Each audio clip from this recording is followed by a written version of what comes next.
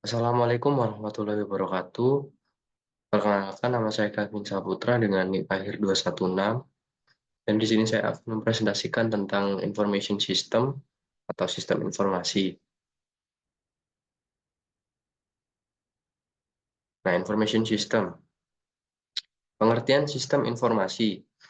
Sistem informasi adalah seperangkat komponen yang terintegrasi untuk mengumpulkan, menyimpan dan memproses data dan juga untuk menyediakan informasi, pengetahuan, dan produk digital. Mulai dari perusahaan, bisnis, organisasi, dan instansi pemerintah, mengandalkan sistem informasi untuk menjalankan dan mengelola operasi mereka, seperti berinteraksi dengan pelanggan dan pemasok mereka, serta bersaing di pasar.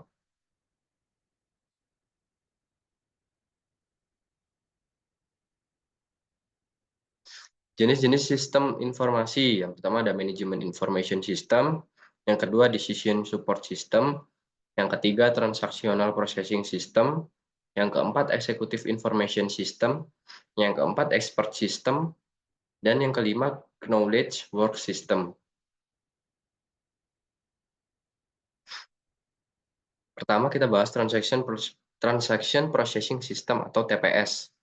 Nah, transaction processing system ini adalah sistem yang menangkap dan memproses aktivitas sehari-hari suatu organisasi yang bertanggung jawab menyiapkan data mentah yang kemudian berguna untuk mengelola pengambilan keputusan. Hal ini diperlukan pada tingkat operasional, namun keputusan yang sangat terstruktur tetap bergantung. Tujuan utama transaction processing system adalah untuk mencatat dan menyimpan aktivitas organisasi sehari-hari. Ini membantu suatu organisasi untuk menambah nilai lebih pada produk dan layanan mereka.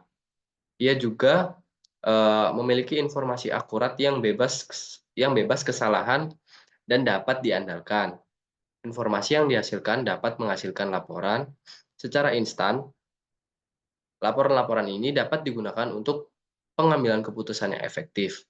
Juga tidak akan memakan waktu lama untuk tugas-tugas administrasi sehingga sangat efisien.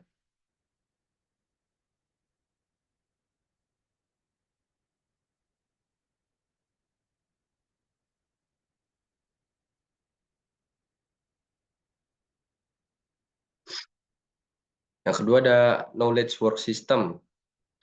Knowledge work system adalah sistem yang diciptakan untuk pengetahuan baru dan melestarikan pengetahuan atau informasi tersebut dalam suatu organisasi. Nah, ini dapat mengatur tugas secara efektif dan diselesaikan dengan efisien. Hal ini memerlukan aplikasi komputer khusus untuk membantu pekerja pengetahuan memprioritaskan dan mengatur informasi. Nah, yang ketiga ada manajemen information system. Nah, manajemen information system ini merupakan sistem berbantuan komputer yang mendukung kegiatan manajemen. Ini dirancang untuk mengumpulkan dan mengubah data menjadi informasi dari sumber internal dan eksternal. Terdiri dari perangkat keras, perangkat lunak, data, prosedur, dan manusia. Manajemen information system ini meliputi sistem pendukung keputusan atau DSS, sistem pakar, sistem informasi dan sistem informasi eksekutif. Tujuan manajemen information system adalah untuk mengatur dan mengkomunikasikan informasi kepada manajemen di semua tingkatan.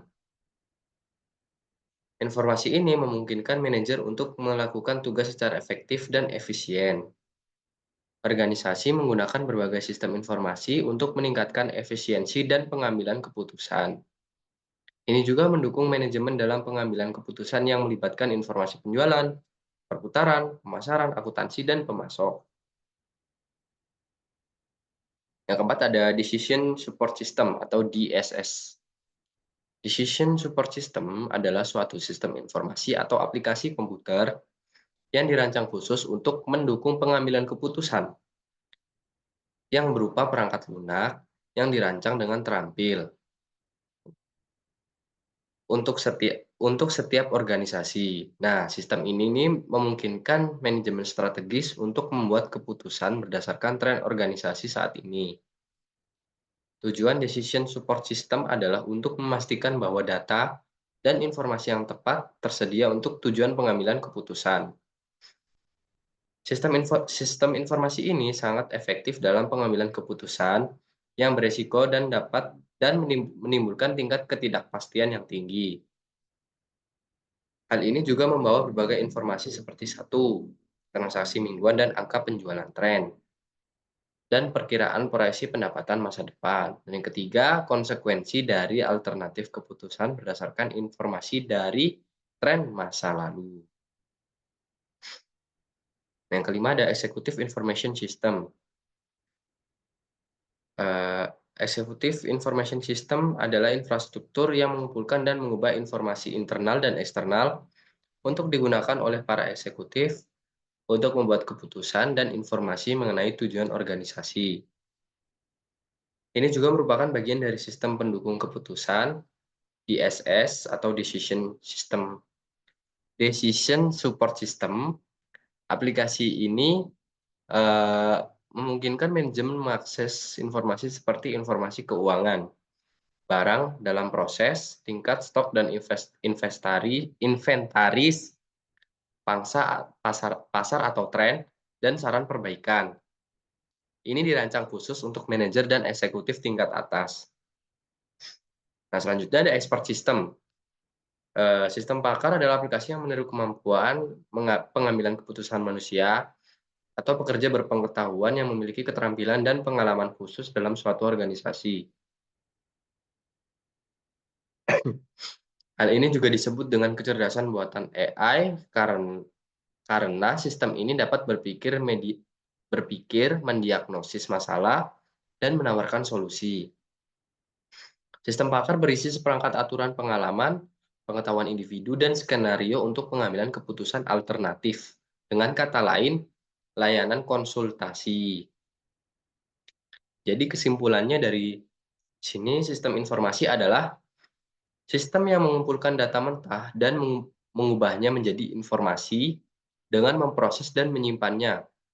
Terdapat 6 jenisnya, yaitu sistem pemrosesan transaksi, sistem kerja pengetahuan, sistem informasi manajemen, sistem pendukung keputusan, sistem informasi eksekutif, dan sistem pakar. Tipe-tipe ini Tipe-tipe ini mempunyai tujuan dan fungsinya masing-masing dalam organisasi. Sekian dari saya, apabila ada kurang kata dan kalimat yang salah-salah, wassalamualaikum warahmatullahi wabarakatuh.